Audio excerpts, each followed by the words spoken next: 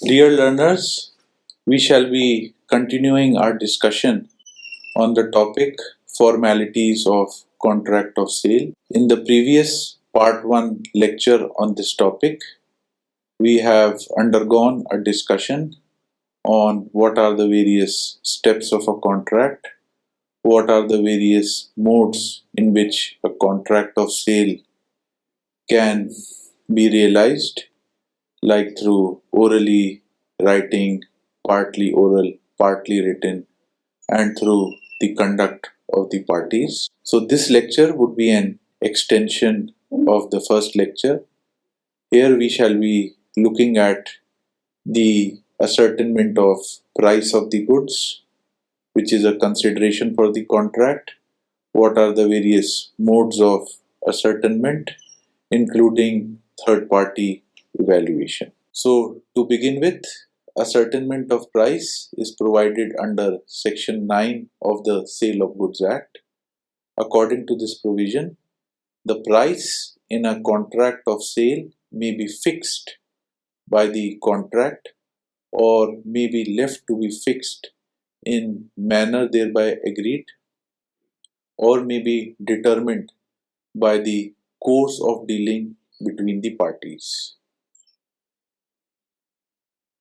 The subclause 2 provides where the price is not determined as above, meaning thereby in the three modes, the buyer shall pay the seller a reasonable price. What is a reasonable price is a question of fact which is dependent on the circumstances of each particular case. Now, this provision provides various modes of ascertainment of price, which I have highlighted here for your benefit. The most straightforward and simplest way is to provide in the contract or provide a method or a formula or a manner according to which the price should be arrived at, or through previous practices like course of dealing between the parties. If the parties fail to arrive at a price of the goods or have not mentioned it in a contract, then the buyer shall pay to the seller a reasonable price. Now let us go deeper into this section. So to break down the various modes, the price could be ascertained by a contract between the parties, that is the buyer and seller, or in a manner that is agreed between the parties, through a course of dealing between the parties, or a reasonable price.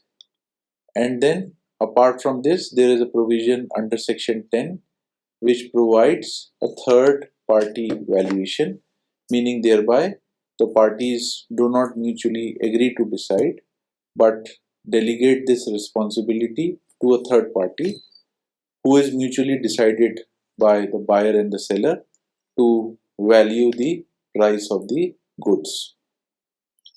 Now we will be taking each of these modes in some detail. Especially keep an eye for a distinction between the mode of manner agreed between the parties and course of dealing between the parties. It is relatively straightforward and simple. So most of the things they are provided in the agreement between the parties. So a very simple example is most of the transactions that are done on e-commerce. So for example, Amazon.in. So here you know what item is being purchased, what is the brand, the model number, the details, as well as the pricing of the goods. So there is not much dispute here and not much to discuss because this is the simplest, easiest, and the most effective way of fixing the price, which is to provide the price in the contract itself. Then second, manner agreed between the parties. So if you, let's say, go buy a taxi from one place to another place. Now if you see this receipt, it provides various details, but there are some details based upon which the final price would be arrived at, but which are not mentioned in this receipt. So, for example, what is the journey source or the starting point? What is the destination? It's going to be the fare per kilometer. So, it often happens that you do not know the exact length of your journey or how much distance you are going to cover. So in that case, what you decide upon is what is going to be the fare per kilometer. So it can be 10, 12, 15, or as may be agreed between the parties. So what is important here is that even if the fare per kilometer is agreed between the parties, this is not the final price. The final price would be the fare per kilometer multiplied by total distance traveled. So this fare per kilometer is going to be a manner or a method or a formula according to which the parties are going to arrive at the final. Now various other examples of manner agreed, especially with regard to sale of goods, can be, for example, by way of tender. So when a tender is issued, especially a government tender, so how is a contract awarded through a tender? So for example, there is a tender for a canteen. So then there are certain terms and conditions which every quotation or every applicant has to subscribe to, and the tender is usually awarded to somebody who quotes the lowest price. So this lowest quote is a kind of a manner according to which the tender shall be awarded. So this is rather a formula or a method according to which the final price would be agreed upon. In the same way, the goods are auctioned. So what happens in an auction is that there are various participants or bidders, and there is a subject matter of the auction which is usually goods. Now, the when the auction takes place, nobody knows as to what is going to be the highest bid. But this rule of highest bid is a kind of a method or a manner in which the final price at which the good is going to be auctioned, this is arrived at. So here this is again a kind of a method or a formula according to which the price of the auction goods will be determined. In the share market, similarly, the percentage of the value of the selling or buying, so brokers usually take a commission at a fixed rate. It can be 0.5%, for example. So, but you don't know at what price the shares would be sold, because the price keeps on fluctuating on the stock market, on the stock exchange. So, the final price at which the share is sold, then a percentage of that price will go to the broker, for example. So, this percentage of brokerage is again a kind of a method or a manner according to which the final brokerage shall be arrived at. So these are all examples as to how the price of the goods may be ascertained through a manner agreed between the parties. Now, what is the difference between the mode of ascertainment through a contract and through a manner agreed between the parties? Usually, in a contract, the final price is mentioned, but in a manner agreed, what is the method or the formula to arrive at the final price, it is mentioned and not the final price. Then the next mode is course of dealing between the parties. So course of dealing means course of dealing in the past, precedent, or what the parties are generally used to. So here we have a customized pricing based on past practices and precedent between the parties. So now let us take an example of how a price may be ascertained on the basis of course of dealing between the parties. So we have an example. Let us suppose every year there is a contract between two persons, A and B, for sale of 6 tons of mangoes, full truckload, from Bagpat to be delivered to the city of Indore, and it is determined that the consignment will be accompanied by a representative of the seller. Now at Indore, when the mangoes would be unloaded, some would be in good condition, which would be priced at rupees 1500 per dozen. For mangoes which are not in perfect shape, it would be rupees 750, while for damaged goods, there would be no charge.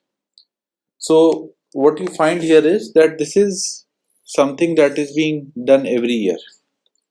So this is a kind of a course of dealing between the parties based upon their past practices. Now we have a customized pricing for mangoes which are in good condition, for those which are not in very good condition but which would pass on to the consumers, while for completely damaged mangoes there will be no charge. So here this customized pricing on the different category of mangoes is arrived by parties every year. This is known as the fixation of price on the basis of course of dealing. Here again, the final price, it is going to be determined on the basis of how many mangoes are in good condition, how many are not in perfect condition, and how many are damaged. So here again, the final price is not determined, but how the final price would be arrived at based on some past practices of the parties, it is to be determined on the course of dealing. Now another example of course of dealing can be, let us say there is a person A who is an established seller of cotton yarn who sells a certain quantity to B, running power loom every 3 months. So this is a kind of a repetitive transaction between the two parties, and they have been doing it for many instances. The seasonal prices are agreed every year in advance. As the demand fluctuates, it is agreed that the price will depend on the quantity bought plus advance paid, if any. In that case, not only the advance will be adjusted, but also there will be a discount of, let's say, 20%. Now a WhatsApp message between the parties will suffice, indicating the quantity and advance being sent, if any. So here what we find is that firstly it is a customized pricing which is being repeatedly transacted by the parties between themselves, and there are various layers of the price. So there is a discount of 20%. The prices, they are seasonal, they fluctuate. The demand also fluctuates depending upon the requirement of the business, and the quantity bought plus advance paid, if any. So here, based upon certain past precedents and practices, the parties arrive at a final price, which is through a course of dealing between the parties. Now, the next is agreement to sell at valuation, that is section 10. What it provides is where there is an agreement to sell goods on the terms that the price is to be fixed by the valuation of a third party, and such third party cannot or does not make such valuation, the agreement is thereby avoided. Where such third party is prevented from making the valuation by the fault of the seller or buyer, the party not in fault may maintain a suit for damages against the party in fault. So here section 10 deals with a situation where the parties do not decide the price between themselves, rather they delegate this obligation to a mutually agreed third party. So this provision relates to third party valuation of the price of the goods. So it provides various contingencies and situations regarding third party evaluation. So the first is that the third party cannot value the goods for any reason. So it chooses to exit out of the responsibility, or it is not available. So in that sense, the contract is avoided. Both the parties, that is the buyer and the seller, they are discharged from their obligations as well as rights under the contract. The second is that the third party can value, but it does not value. So in this case also, the contract is avoided and the obligations of the parties, they are discharged. In the third situation, the third party is prevented from valuing by either party. So for example, if let's say there is a contract between a buyer and a seller regarding the valuation of mangoes in the previous example that we had discussed. So for the valuation of mangoes to be done, the third party has to have access to the goods. Now let us say that the seller is not willing to show the goods to the third party. So in this case, the seller would be deemed as preventing the third party from valuing the goods. So in that case, the buyer can sue the seller for damages because here the seller is in fault and the buyer is not at fault. Then the situation where goods are delivered to the buyer before the price is valued.